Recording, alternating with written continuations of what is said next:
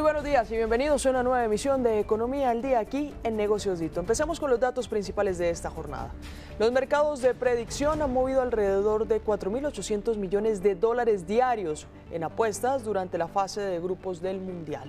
En otros temas, la demanda mundial del crudo aumentará hasta los 113,3 millones de barriles por día en 2030 según la OPEP.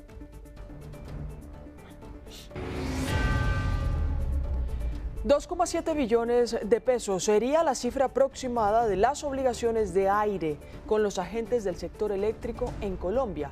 También 750 semanas en el caso de las mujeres y 900 semanas en el caso de los hombres es el mínimo requerido para aplicar a la oportunidad de traslado pensional que vence este 16 de julio. Y en la movida empresarial, el 73% aumentaría la velocidad de los pagos, recaudos y conciliaciones de las empresas gracias a una nueva alianza entre el Banco de Bogotá, Payana y BUC. En los indicadores del día, el dólar se ubica en 3.479 pesos, se mantiene por debajo de los 3.500 según SET y CAP. Subió 39 pesos, comparado con la tasa representativa del mercado que se ubica en 3.439 pesos. El petróleo de referencia Brent para Colombia está en $77 con 89 centavos de dólar. Cayó $1 con 66 centavos. Estaba en $79 con 55 centavos. El producto insignia colombiano, la bolsa de café colombiana, se cotiza en 2.140.000 pesos, subió 10.000 pesos, estaba, en 2.130.000 pesos. Iniciamos esta emisión hablando del traslado pensional que vence el próximo 16 de julio. Recordemos que este mecanismo permite a las personas que están a menos de 10 años de pensionarse cambiarse entre los regímenes de Colpensiones y los fondos privados. Para acceder a este beneficio, las mujeres deben tener mínimo una cotización de 750 semanas, mientras que los hombres deben contar con al menos 900 semanas. El cambio requiere realizar una doble asesoría para comparar las condiciones de ambos sistemas y determinar cuál resulta más conveniente para cada persona. Nos conectamos a esta hora con Mauricio Olivera, expresidente de Colpensiones. Doctor Olivera, bienvenido. Luisa, buenos días. Muchas gracias por la invitación y un saludo a toda tu audiencia. Mire, en un mes ya termina este beneficio que se ha otorgado por una ley pensional que ni siquiera ha entrado en vigencia. Hablemos un poco del número de personas que alcanzaron a trasladarse y de si esto está teniendo o no complicaciones en el mismo sistema pensional que hoy todavía está en un limbo. Luis, a mí lo que me gustaría decir frente a tu pregunta es que cada persona tiene una historia laboral diferente, cada persona tiene una historia de vida diferente y por consiguiente cada persona tiene todavía, cumpliendo esos requisitos que tú dijiste, mujeres 750 semanas o más y hombres 900 semanas o más, 900. Cada persona tiene la oportunidad, tiene dos oportunidades, o estar en un fondo privado o estar en Colpensiones, dependiendo de dónde le vaya mejor. Y esta es una decisión de vida que creo que muchos ciudadanos olvidamos porque pues, la vejez nunca va a llegar o llega tarde, pero es una decisión muy importante porque esto nos garantiza los ingresos que vamos a tener cuando estemos en la vejez, cuando seamos adultos mayores, cuando eventualmente no podamos o no queramos trabajar más. Entonces puede tener impactos en el sistema, pero esta es una oportunidad que existe, que está abierta hace mucho tiempo, Luisa.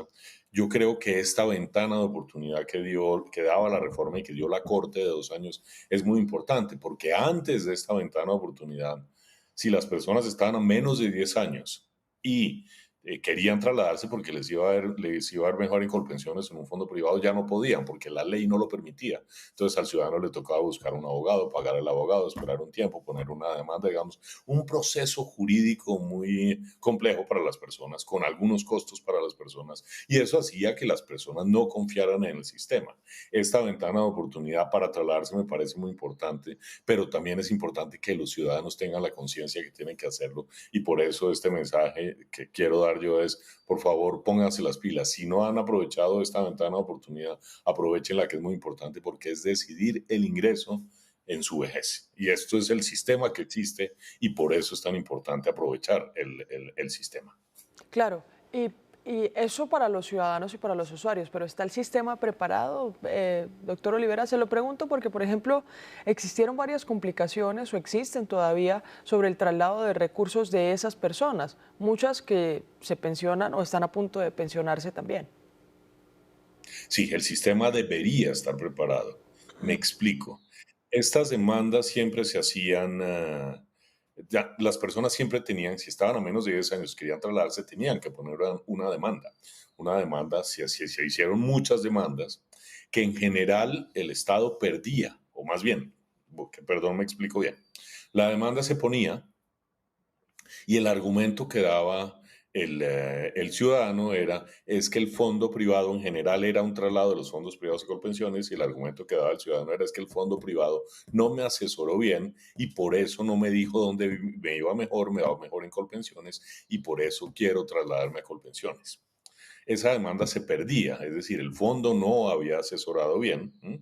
Pero pues digamos, dije, se perdía el Estado porque de todas maneras eso es plata que va a tener que poner el Estado, pero es una obligación del Estado ponerla. En Colombia nunca se ha dejado de pagar una pensión. Yo creo que nunca se va a dejar de pagar una pensión, eso espero yo. Y los ciudadanos tienen ese derecho. Entonces, que estén obligados a quedarse donde no les va mejor para un ingreso, insisto, para la vejez, es muy difícil. Por eso la ventana de oportunidad es tan importante. Y más allá de los trámites y dónde están los recursos, obviamente hay unos problemas fiscales grandes.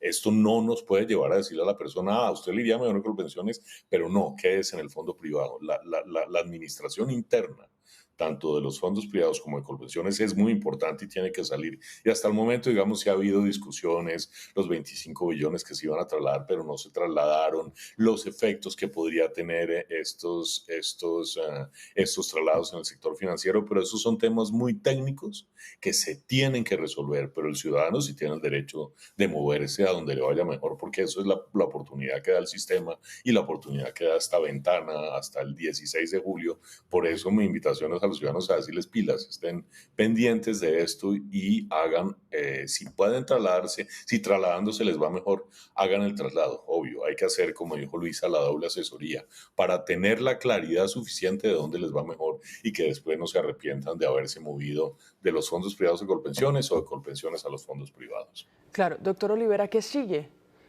Porque ya se cierra esta ventana pensional, pero la reforma pensional aprobada en el Congreso de la República continúa en la Corte Constitucional. Es decir, ¿qué sigue en un mes?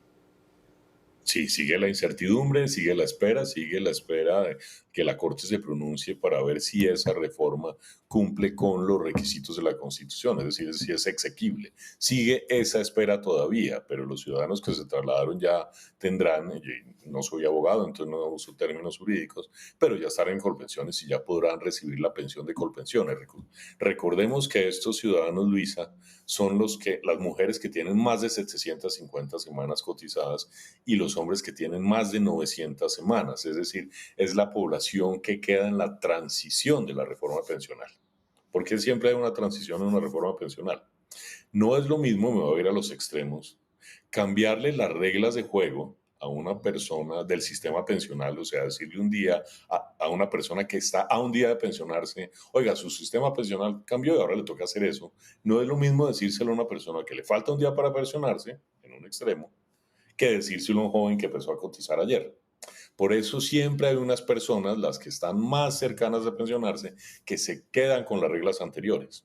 Y estas son las mujeres con más de 750 semanas, los hombres con más de 900 semanas, que se quedan con las reglas anteriores y se les abrió la posibilidad de traslado para que estén donde mejor les vaya. Y creo que eso es una seguridad y una tranquilidad para los ciudadanos. Esa puerta está abierta y tienen que aprovecharla. Claro, decíamos que la ventana pensional fue uno de los únicos artículos que, pese a que la reforma estuviera en revisión de la Corte Constitucional, estaba vigente. La pregunta es, si de aquí al 16 de julio todavía no hay una opción, ¿se le garantizan los derechos ya adquiridos a esta población que creo que son cercanos a los 200.000, a las 200.000 personas? Y el resto seguimos con el sistema pensional de la Ley 100, es decir, no cambia nada. Por ahora, como la reforma no ha sido aprobada, pues no ha cambiado nada. Todos estamos en el régimen anterior, en el de la ley 100. Todos estamos en este momento, solo que para los que tenían menos de 10 años y la ley 100 decía que a menos de 10 años no podían trasladarse, se les abrió esta ventana. Y por eso es que se pueden trasladar ahora sin poner una demanda. Pero el resto, mientras la Corte no tome una decisión, pues sigue igual, seguimos con la ley 100, porque el resto de la reforma pensional, que es los pilares y etcétera, no se ha decidido. Entonces todos seguimos con la ley 100. Mire, por último, para ir cerrando la entrevista, doctor Olivera, ¿qué tanto presiona este limbo, el sistema pensional? Es decir, ¿le podemos decir a los usuarios que está en riesgo su pensión o no? ¿Le podemos decir a los No, yo usuarios creo. que tiene que hacer algún tipo de procedimiento o no? O sea, porque siempre hablamos de que hay una incertidumbre, pero al usuario y a las instituciones que participan del sistema pensional, ¿qué tipo de presión le genera? Al sistema pensional le genera una presión financiera, obvio. Mm. Le genera una pensión que en los últimos datos que tengo en la cabeza, voy a hacer un recuerdo para todos los ciudadanos y para ti, Luisa. Recordemos cuando se declara la pandemia, que es una emergencia económica, y el gobierno del presidente Duque sacó muchos decretos, muchos, y los sacaba, los ponía al público, esos decretos se comentaban, y algunos quedaron funcionando bajo la pandemia, o sea, bajo la emergencia económica, otros no. Uno de esos decretos fue esta ventana, esta oportunidad. Entonces yo en ese momento hablé con el gobierno y al gobierno le pregunté al gobierno por qué ustedes decidieron hacer esto, si tiene una presión fiscal. El gobierno a mí me contó, me respondió, es que de todas maneras las demandas se están perdiendo y las personas se están trasladando. Entonces, congestionamos el sistema judicial, ponemos a los ciudadanos a no creer en el sistema, pues porque ¿cómo voy a creer en un sistema para el cual me toca demandarlo para estar donde mejor me va? Entonces era un sopeso entre una decisión, un impacto social y de confianza del sistema, por un lado, y por otro lado, pues una presión financiera que de todas maneras el 99,9 de las demandas se estaban perdiendo. Entonces esos recursos ya estaba, digamos, dentro de la conciencia del Estado que se iban a tener que pagar. Esos recursos no se pagan inmediatamente, porque quienes se trasladan, o sea, una mujer que tiene más de 750 semanas, pongámosle el caso extremo, tiene 750 semanas. Para llegar a 1.300 semanas le faltan todavía muchos años para poder pensionarse. Entonces no es una plata que ya se vaya a gastar. Obviamente puede que haya una mujer que tenga más de 700 y tenga en ese momento 1.299. La próxima semana se pensiona. Pero eso es un flujo de caja que se diluye en el tiempo. No es que se trasladen ahora y todos tengan que pagar ahora. Obviamente hay discusiones dentro del sistema. El gobierno tiene un problema fiscal enorme que tiene que resolver.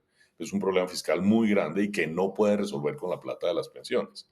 Entonces yo me atrevería a decir, obviamente no hago parte del gobierno ni mucho menos, pero me atrevería a decir que en Colombia nunca se ha dejado de pagar una pensión y yo creo que nunca se va a dejar de pagar. Es una institucionalidad que es fuerte y a los ciudadanos les diría que hagan, si trasladarse les va mejor, que se trasladen. Creo que esto es importante ya que cuando llega la plata y no llega la plata y el Consejo de Estado dijo que ya no se puede hacer el traslado, es una discusión muy diferente, pero nosotros como sociedad, como país, el Estado mismo, pues lo que tiene que cuidar es a los ciudadanos.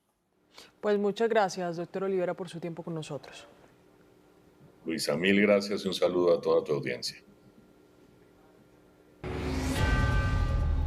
Pasamos a hablar del comunicado que sacaron distintos gremios en relación al anuncio realizado por el presidente Gustavo Petro, esto de liquidar la empresa Aire. Andesco, Acolgen, Andec, Azocodis, Sercolombia, Naturgas y ACP aseguran que la prestación del servicio de energía eléctrica y la estabilidad del sistema están en riesgo, más aún cuando el fenómeno del Niño se extenderá durante los próximos meses. Recordemos que Aire atiende aproximadamente el 11,3% de la demanda nacional de energía y mantiene obligaciones cercanas a los 2,7 billones de pesos con agentes del mercado eléctrico, de los cuales alrededor de 1,7 billones corresponden a generadores térmicos. Esta semana estuvimos hablando con el exministro de Minas y Energía, Amílcar Acosta, quien detalló más de cerca la liquidación o de lo que sería la liquidación de Aire. Hay que recordar, Luisa, que cuando Aire fue intervenida por parte de la Superintendencia de Servicios Públicos, fue porque no tenía solvencia, no tenía liquidez y no tenía caja. La obligación de la superintendencia entonces era solventar esta empresa y para ello el vehículo con que cuenta la superintendencia es el fondo empresarial. Y resulta, según declaraciones de uno de los tres superintendentes que han pasado por allí, este fondo está insolvente, está ilíquido y por lo tanto no tuvo cómo trasladarle, inyectarle recursos a Aire. ¿Qué sucede? Cuando Aire es intervenida, en ese momento la deuda de Aire era de 500.000 millones de pesos, medio billón. La intervención tiene un efecto suspensivo, o sea, Aire dejó de honrar su deuda. Si ahora se llegara a ordenar la liquidación tiene también un efecto suspensivo sobre las obligaciones que ahora son 5 veces mayor que cuando fue intervenida. También hablamos con Norman Alarcón, coordinador de la Liga de Usuarios para el Atlántico, quien nos explicó que el gobierno no ha tenido la voluntad política de resolver la crisis de Aire.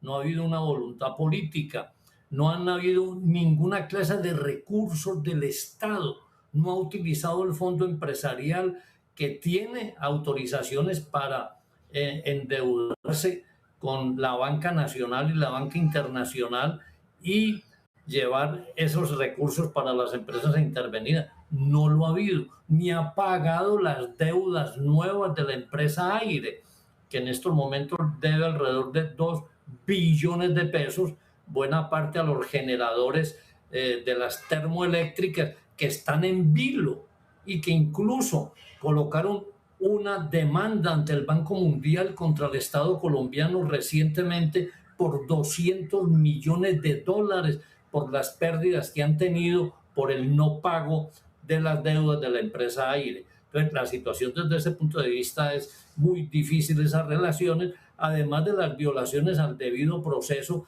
que hace la empresa Aire de manera permanente. Y seguimos analizando el punto de vista de los fondos privados de pensión. Nos conectamos a esta hora con Darío Rodríguez, el gerente de canales y servicios de Colfondos. Bienvenido, gerente. Buenos días, Luisa. Gracias por atenderme. Ahorita hablábamos con el expresidente de Colpensiones, Mauricio Olivera, y nos decía, si los usuarios tienen la oportunidad de trasladarse, háganlo. ¿Ustedes desde Colfondo cómo lo ven? Mira, estamos haciendo lo mismo. Desde hace 2 años que se abrió el artículo 76 en la ley 2381, estamos contactando y buscando a todos los afiliados para que tomen la doble asesoría. Es un proceso que tiene que ser un contacto con los fondos privados de pensiones, con Colfondos, con cualquiera de los fondos privados, y posteriormente se contacta con Colpensiones. La persona, una vez tenga esta información, podrá tomar la mejor decisión de en dónde le conviene, si trasladarse con pensiones o que mantenerse en los fondos privados. Pero es una decisión autónoma basada en esa doble asesoría y estamos invitando a todos los colombianos, hay más de 1 millón de colombianos que pueden tener acceso a esa decisión, a que tomen la decisión cuanto antes, antes del 16 de julio. Claro, ¿y qué se debe tener en cuenta para ese traslado, gerente? Hay dos variables que son las más importantes. Lo primero es la edad, es decir, que las mujeres tengan más de 47 años y cumplan las 750 semanas aportadas.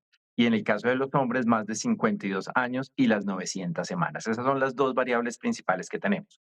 Recordemos que en la ley 100, la restricción que teníamos existía en que la decisión se tenía que tomar 10 años antes. Esta ventana de oportunidad que está vigente hasta el 16 de julio le permite a esos colombianos que no habían tomado esa decisión a que tomen una nueva oportunidad. Es la última oportunidad que tienen para trasladarse de régimen. Si les conviene más en el fondo público, en donde seguramente pueden tener, según sus condiciones, unas características y unos ingresos pensionales diferentes, o que se queden en el fondo privado. Mire, también le preguntaba ahorita al doctor Olivera sobre el tema de los traslados financieros. Se realiza el traslado del usuario, pero ese procedimiento del traslado financiero ¿Está garantizado? ¿Se puede hacer? ¿Es complicado? ¿No es complicado? Sí, para el afiliado realmente es transparente. Lo que está definido en la reforma es que existe un fondo que será administrado por el Banco de la República y eso ya es una regulación. Nosotros somos muy respetuosos de las definiciones de ley que se presenten y los fondos correspondientes al dinero de cada uno de los afiliados será trasladado según lo defina la ley.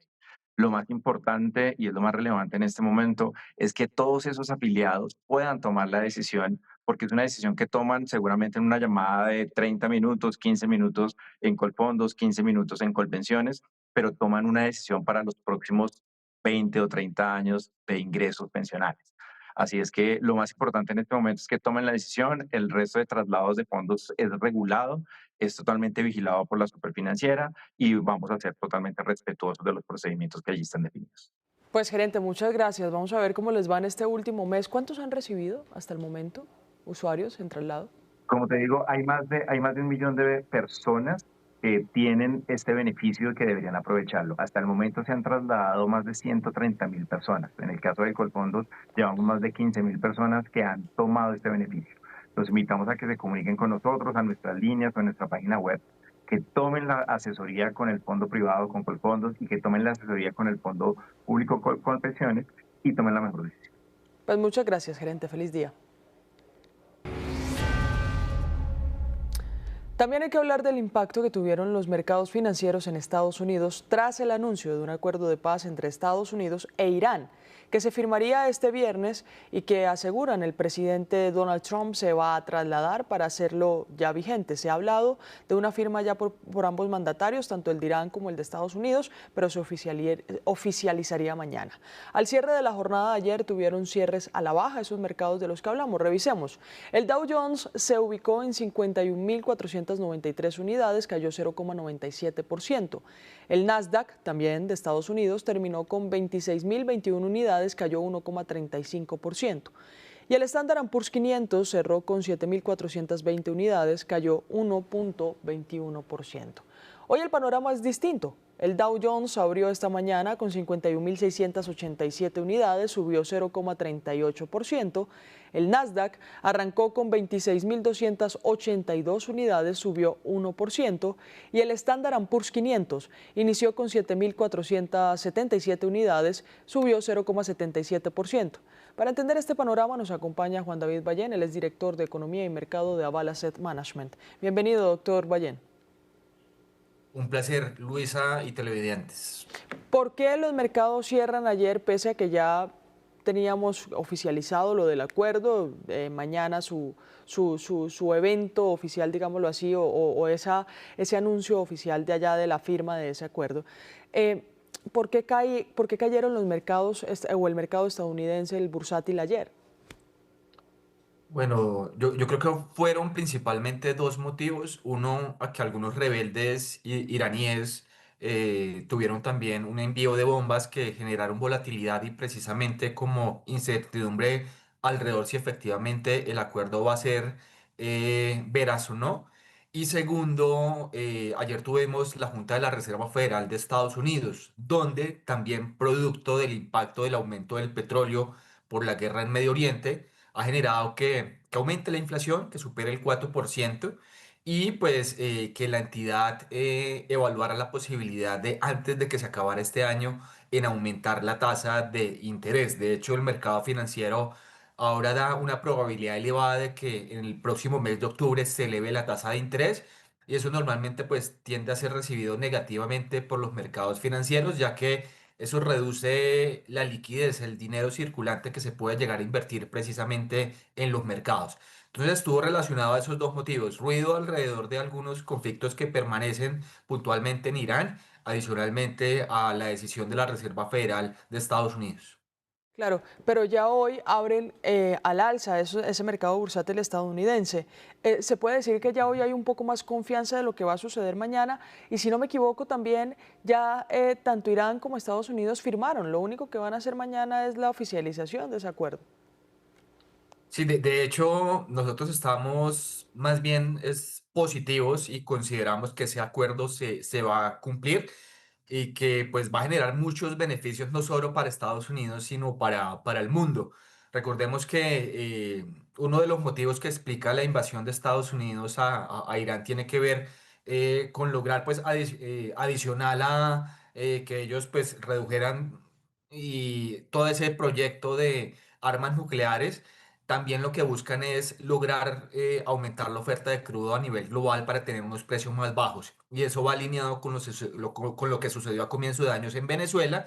Y recordemos que hoy por hoy Estados Unidos es el mayor productor del mundo. Entonces, si se quitan todas esas sanciones a Irán y ellos pueden llegar a volver a producir con normalidad, su capacidad máxima es de 4 millones de barriles.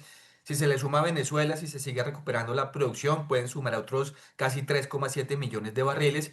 Y todo eso en últimas lo que hace es fragmentar a la OPEP, que ya no tiene ese poder de decisión, el cartel, para lograr que el precio del petróleo sea muy alto. Entonces, si todo sale bien, como consideramos nosotros va a suceder, y como bien decías tú, ya nada más hace falta como la foto oficial en el G7, pues lo que tendríamos de aquí a futuro es un precio del petróleo que puede llegar a ubicarse por debajo de los $70 por barril. Eso es bueno porque reduce presiones inflacionarias, reduce el costo del transporte, reduce el costo de la energía, reduce la inflación, quita las presiones de aumento de tasas de interés, y pues eso favorece mucho precisamente la revolución tecnológica que estamos viendo en el mundo, que demanda mucha energía.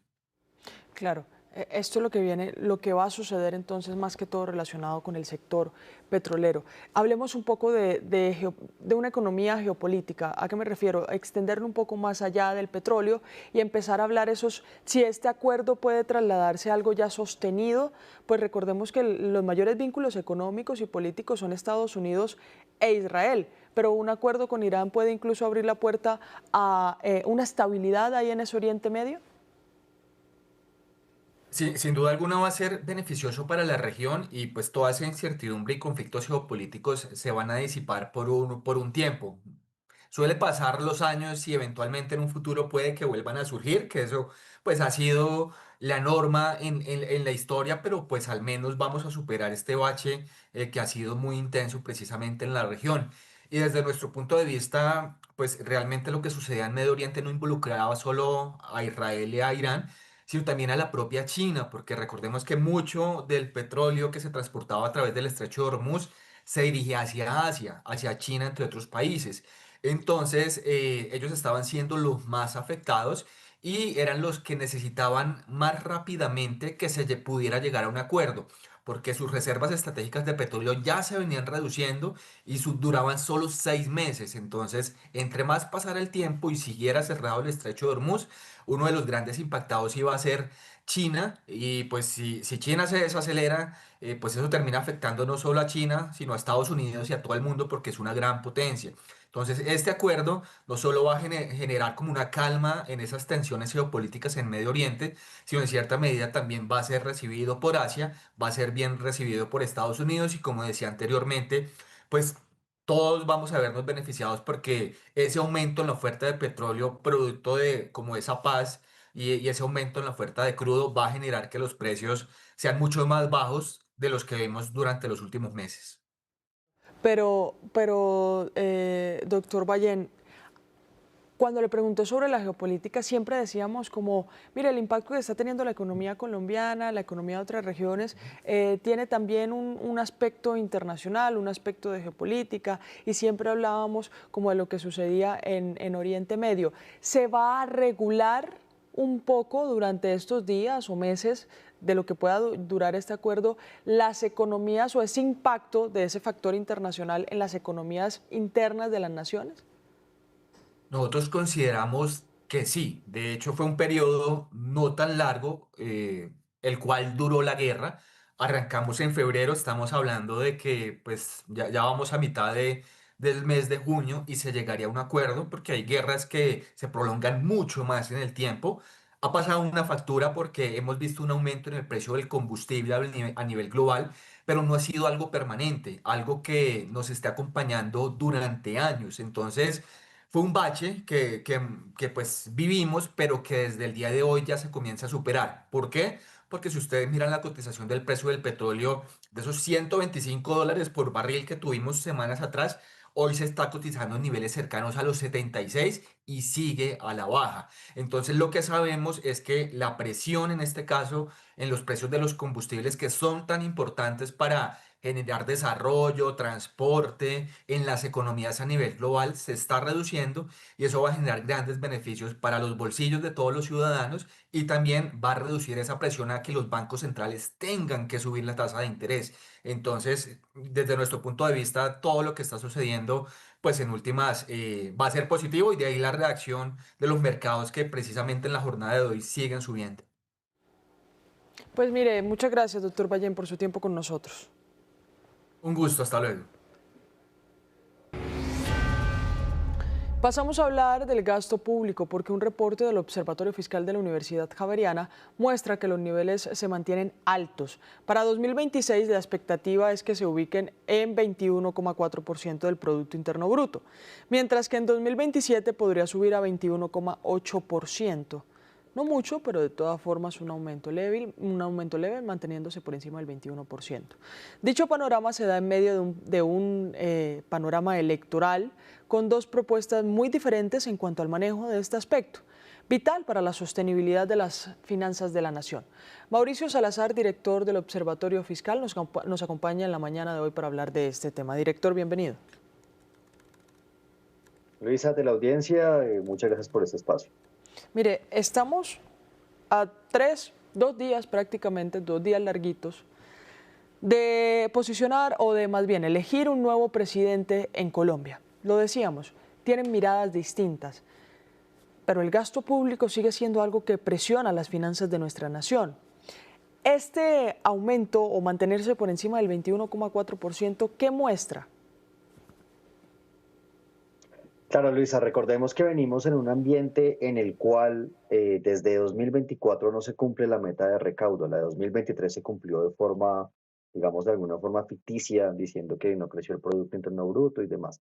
Pero desde 2024, 25 y 26 se han hecho metas de recaudo mucho más altas para tener gasto más alto, que eso es básicamente el génesis de la crisis fiscal que tenemos nosotros a la colombiana, en el sentido que todo el mundo se endeudó en pandemia. Nosotros hemos hecho análisis comparativos con Brasil, Perú, Chile, y uno ve todos en la pandemia nos endeudamos, hubo 90 países que se endeudaron con el Fondo Monetario, pero solo Colombia, digamos, mantuvo niveles de déficit que se han mantenido después de la pandemia. Y entonces, que el nivel de gasto esté alto puede ser o no un problema. El problema nuestro es que el nivel de ingresos no ha subido. Entonces, esa diferencia entre ingresos y gastos, pues se llama déficit. En el tiempo o el déficit acumulado es lo que genera deuda. Y justo, digamos, en este análisis o en esta coyuntura, gane quien gane, pues va a tener que enfrentar que las finanzas públicas están muy estrechas. Pues se ha hablado extensivamente de esto, ¿no? Nos estamos endeudando a tasas bastante altas y el país que se endeuda a las tasas parecidas a esta, que es Brasil, paga 8 puntos del PIB al año en intereses. Nosotros estamos, digamos, el otro año se ha pronosticado que vamos a estar en 4,1%. Antes estábamos alrededor del 3% del PIB pagando en intereses. Entonces, sí, es decir, ¿qué hacemos con el gasto público? ¿Qué hacemos con los tributos para equiparar ingresos y gastos? Es por supuesto lo que va a estar en discusión o una de las discusiones muy fuertes que se resolverá en parte el domingo, pero que nos acompañará por los siguientes 4 o 5 años. Claro, pero ¿qué tiene que hacer entonces el próximo presidente en cuanto a gasto público, director? Cual sea que llegue, ¿no? Cual sea que llegue, claro, nosotros hemos visto, y de hecho si uno mira, por ejemplo, el plan estratégico de la DIAN en parte pues ha aumentado su planta con la promesa de más recaudo, y nada que Colombia recauda más sobre el PIB. Entonces, nosotros somos un país que ha hecho reformas tributarias cada año y medio. Los dos tienen propuestas tributarias relativamente pues, diferentes. En el caso de Iván Cepeda hay mucha propuesta de gasto público. En el caso, digamos, del otro candidato, Abelardo Aspirella, hay propuestas tributarias y de gasto público y digamos que las unas son condicionales a la otra. Llegue quien llegue, lo que nos toca es o aumentamos los ingresos vía que la DIAN recaude más, vía una reforma tributaria que por fin recaude, que yo creo que algo que ojalá el nuevo gobierno que llegue estudie con detenimiento antes de hacer una propuesta tributaria es qué pasa en Colombia. Y lo digo así porque pues hemos visto que este gobierno pasó una reforma tributaria, ha subido retenciones, autorretenciones 2 veces. Ya este año vimos que por emergencia económica se movieron tributos y sin embargo el recaudo nada que sube. Y acá un poco yo diría que el llamado de atención para el Estado colombiano es, tenemos que entender hasta qué punto subir tarifas aumenta el recaudo. Entonces, esto digamos es preocupante, llegue quien llegue, hay que o subir ingresos o si no toca ajustar el gasto público y reducirlo. Mire, hablemos de la inversión también, porque entre el gasto público esté más elevado, el porcentaje de inversión ha venido cayendo. No hay un margen de maniobra para inversión. Eso es algo con lo que va a tener que lidiar el próximo gobierno también. Es decir, los ciudadanos vamos a tener que entender que la inversión no va a ser muy alta. Luisa, uno de los datos que hemos, digamos, recopilado es justamente cómo se ha comportado la formación bruta de capital también de Colombia comparado con otros países. Lo que, digamos, es muy preocupante es que del pico de inversión sobre la actividad económica, que es 2015, somos el país que más ha destruido su capacidad de invertir. Y esto un poco, es decir, lo que hay detrás o lo que mueve la inversión es crecimiento económico sostenido en el tiempo. El otro país que se ha comportado con inversiones muy bajas sobre la actividad económica es Brasil. Y Brasil de 2013 a 2019 básicamente no tuvo crecimiento económico. Entonces, la gran preocupación, digamos, como país tiene que ser cómo subimos la inversión. Con esto, cómo subimos la inversión, justo el gobierno tiene que, digamos, apretarse un poquito el cinturón. Porque, ¿qué es lo que pasa? Si el gobierno se financia al 14%, pues para mí comprar apartamentos se vuelve no rentable y mejor le presto plata al gobierno y para los bancos y para todo el mundo. Entonces, el problema que el gasto público crezca tanto es que termina ahogando la inversión privada y la inversión pública, por cómo está formado el presupuesto, es el que se sacrifica siempre que toca ese recorte presupuestal. Justo si usted mira la ejecución de inversión que se ha dado desde 2023, está por debajo del promedio y está en mínimos históricos.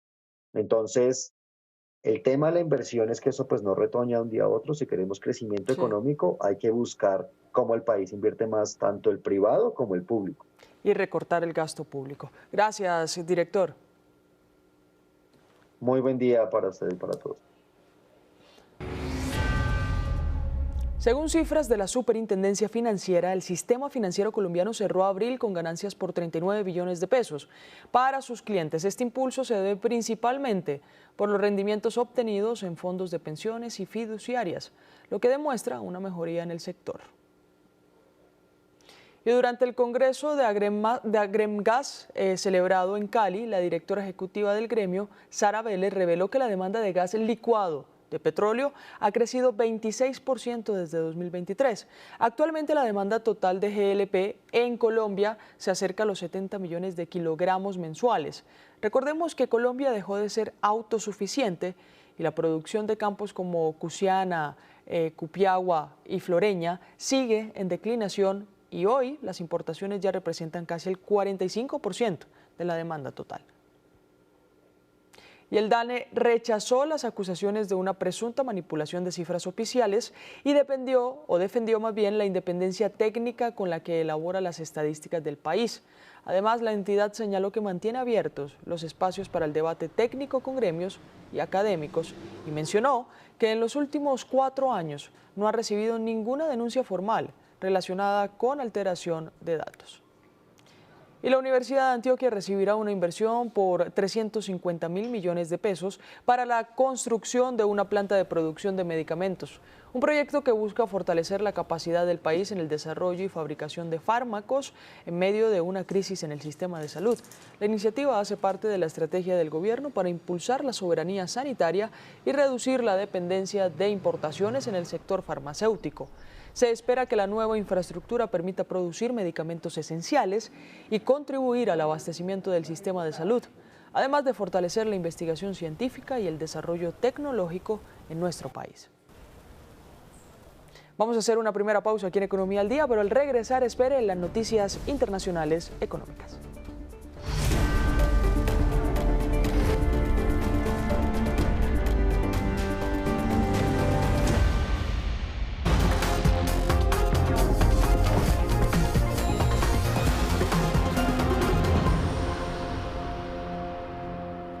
Gracias por continuar con nosotros. La Reserva Federal de Estados Unidos mantuvo sin cambios las tasas de interés en un rango de 3,5% a 3,75% durante la primera reunión de Kevin Warsh como presidente de la entidad.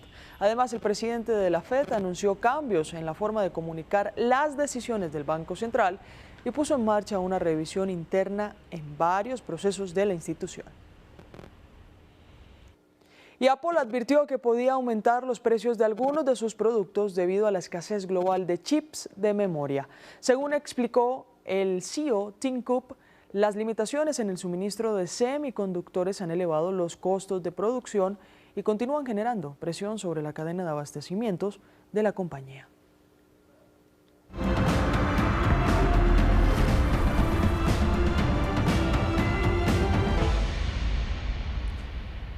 El Banco de Bogotá lanza una nueva plataforma que automatiza procesos de tesorería, contabilidad y nómina, una solución desarrollada en alianza con las tecnologías de Payana y Book.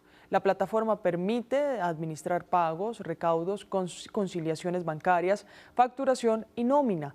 Según estas empresas, el uso de inteligencia artificial podría reducir hasta en un 85% el tiempo dedicado a tareas operativas y disminuir también en un 96% los errores asociados a procesos manuales.